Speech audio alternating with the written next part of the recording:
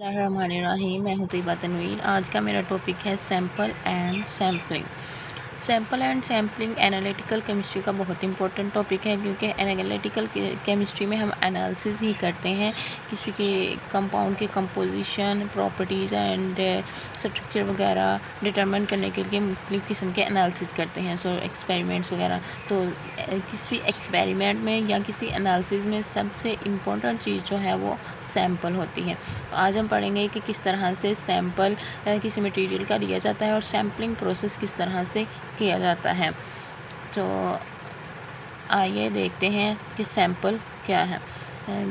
The small representative portion of a bulk material is known as sample.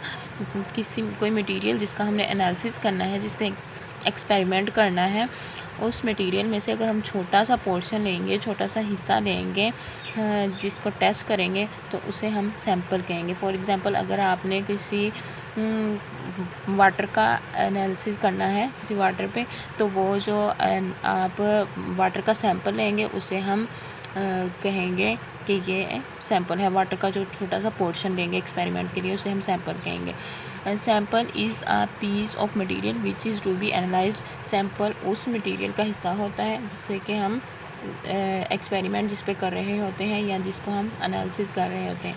आगे है types of sample. Sample की types कौन कौन सी हैं। On the basis of consistency, यानी किस कदर मटेरियल जो है वो प्योर है, इस बेस पे हम सैंपल को दो हिस्सों में डिवाइड करते हैं। Number 1 is homogeneous sample and then heterogeneous sample.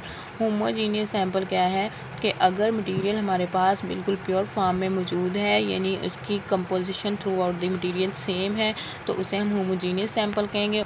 Through out the material इसकी जो है वो सैंपल की कंपोजिशन सेम हो, तो उसे हम होमोजीनियस सैंपल कहते हैं। और होमोजीनियस सैंपल जो है वो बहुत ईजीएस्ट टाइप ऑफ सैंपल है, क्योंकि एज इट इज़ हम इसे लेके एक्सपेरिमेंट में यूज़ कर सकते हैं। उसके बाद है हेट्रोजीनियस सैंपल। हेट्रोजीनियस सैंपल जो है वो मटेरियल का वो सैंपल होता है जिसमें इसकी कंसिस्टेंसी सेम नहीं होती और थ्रू यूनिफॉर्म नहीं होती, इसकी कंपोजिशन यूनिफॉर्म नहीं होती। ठीक है, इससे हम हेट्रोजीनियस सैंपल कहेंगे। हेट्रोजीनियस सैंपल की एक एग्जांपल हमारे पास हम ले सकते हैं चॉकलेट बार की, जिसके ऊपर डिफरेंट किस्म के फ्रूट्स एंड नट्स लगे होंगे, तो इसे हम हेट्रोजीनियस सैंपल भी कह सकते हैं। हेट्रोजीनियस सैंपल को नेक्स्ट दो टाइप में डिवाइड किया जाता है। पहली है random heterogeneous sample and then segregated heterogeneous sample.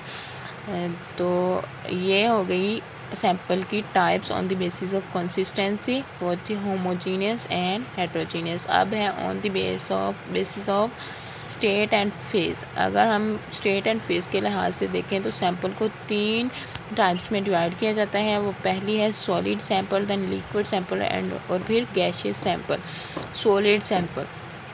Solid sample वो होता है जिसमें मटेरियल सॉलिड फॉर्म में मौजूद हो हमारे पास।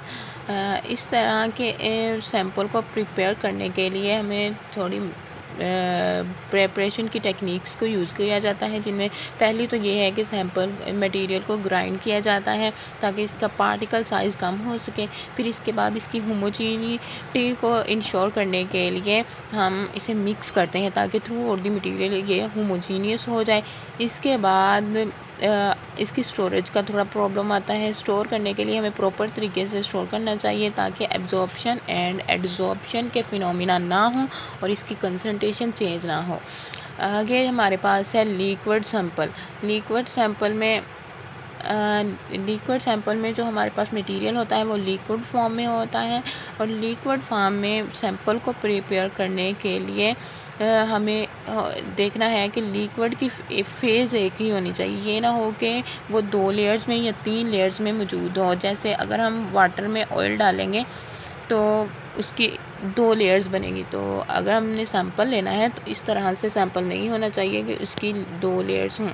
ठीक है, तो अब इसकी स्टोरेज के हवाले से लिक्विड सैंपल को अगर हमने स्टोर करना है तो इस बात को इंश्योर कर लें कि आपके पास जो लिक्विड है वो अच्छे तरीके से ऊपर से कवर्ड है जब आप उसको स्टोर कर रहे हैं, क्योंकि अगर लिक्विड कवर नहीं होगा तो वो इवेपोरेशन वगैरह के फिनोमिना होंगे जिससे इसकी कंसंट्रेशन जो है वो चेंज हो सकती है। उसके बाद है gaseous sample. In this type sample is in gaseous state. Gaseous form में सैंपल गैशियस स्टेट में होता है और ये बहुत ज़्यादा ईजी फॉर्म होती है सैंपल प्रोसेस में सैंपल की।